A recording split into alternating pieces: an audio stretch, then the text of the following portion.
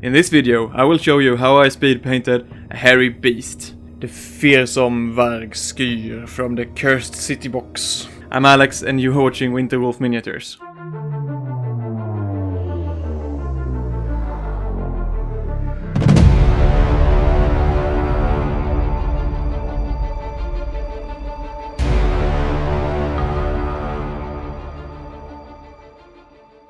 Ulfenkarn, the Cursed City. I was one of those people who really wanted but didn't get this box last year. I have since then bought a copy secondhand, so when it sold again for a limited time this year, I thought it felt like a good time to start painting the minis. I have had my eye on this thing, the Vargskyr. In this video I will show you my way of painting a hairy beast like this in a fast, easy but effectful way. I would love to someday paint all of the minis from the Cursed City box and actually play the game. If you want to see that on the channel, make sure to hit like and subscribe. And let me know in the comments what you want me to paint next. Until they are all ready, I will use at least this one for my undead 9th Age army, hence the square base. So let's quickly glue some crap to it. Whatever sticks is the correct dosage, and then it's time to prime this beast. When painting a model with this much fur quickly, I of course think about dry brushing and washing.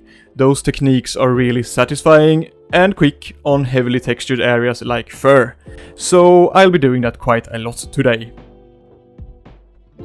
I will be using an airbrush for a little bit, but for this particular paint job it's mostly because I have one. A similar result in this case can pretty easily be done without one.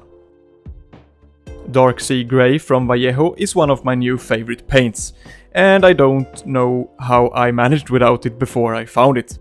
So let's use that as the base coat. My only plan at this point is that I like that paint.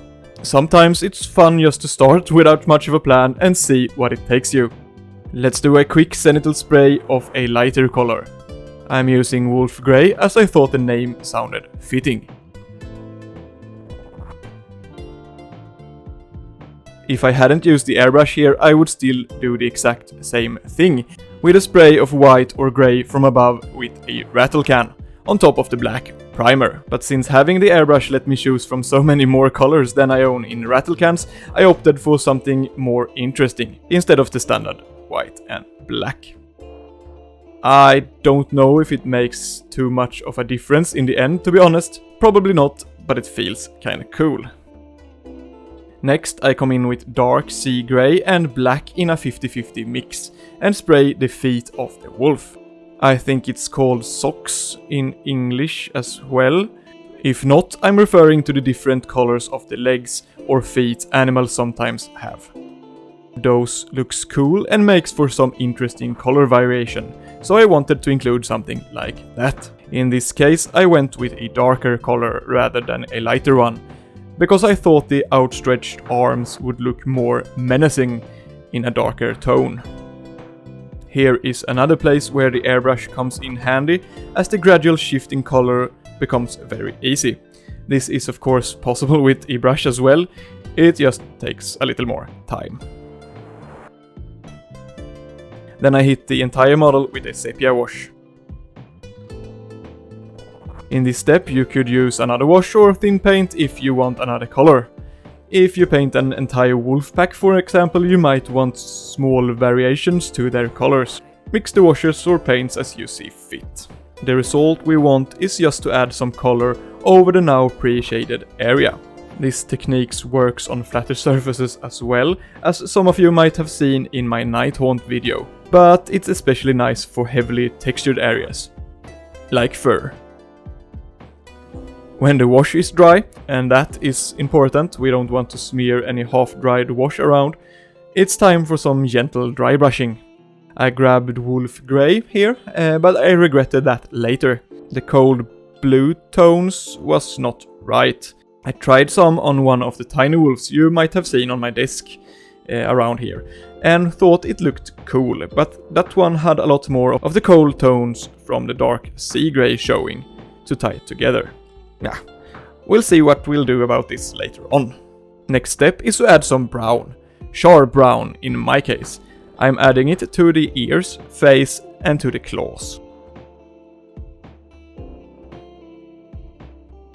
Some Reichland flesh shade always looks nice, so let's add some of that.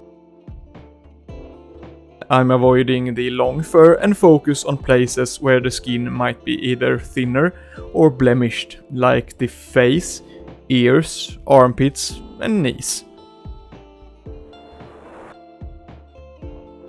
When it dries, it will be very subtle, but it will make a huge difference and help the creature look a bit more alive.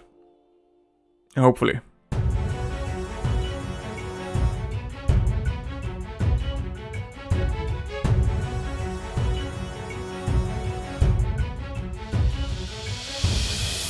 Beastly Brown is a paint with a fitting name, and I'll use this to highlight the ears and face features, as well as the claws.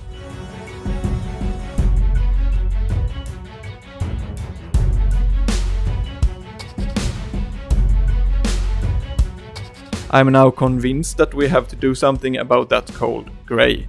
Another dry brush with bone white ought to do it. I'm making this very carefully, just letting it tint the lighter grey parts a bit. I'm happy with this.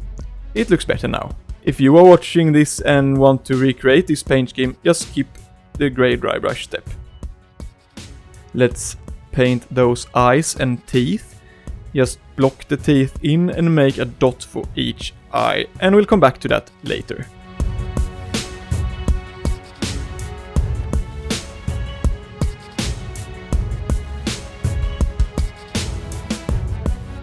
We haven't used Nuln oil yet, so let's do that.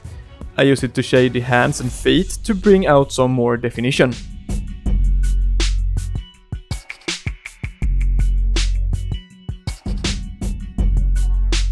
I'll also use it for this, to shade the top of the back. Just the ridge and all the way from the head to the tail. This is another easy way to make some color variation. You could also do them in patterns or spots or something. In the end, it's just another way of making sure it's not all one color.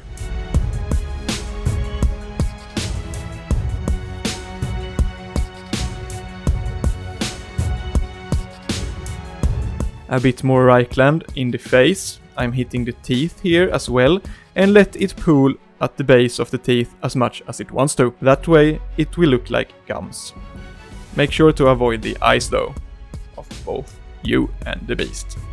The eyes I will hit with a healthy helping of this green goo, if I can get it to mix again, because it was all separated. Rolling it like a dice might help, letting it overspray a bit and hopefully it will look like glowing green eyes. And there we have it. I'll finish the base and let the model dry and then we'll see how it turned out. I hope you enjoyed this little painting video. I certainly enjoyed making it and painting the model. If so, make sure to hit like and please subscribe to my channel if you haven't already. Thank you so much for watching and thanks to my Patreons.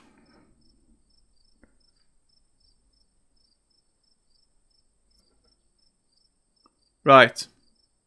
There aren't any. That's embarrassing. Anyway, thank you for watching. See you soon.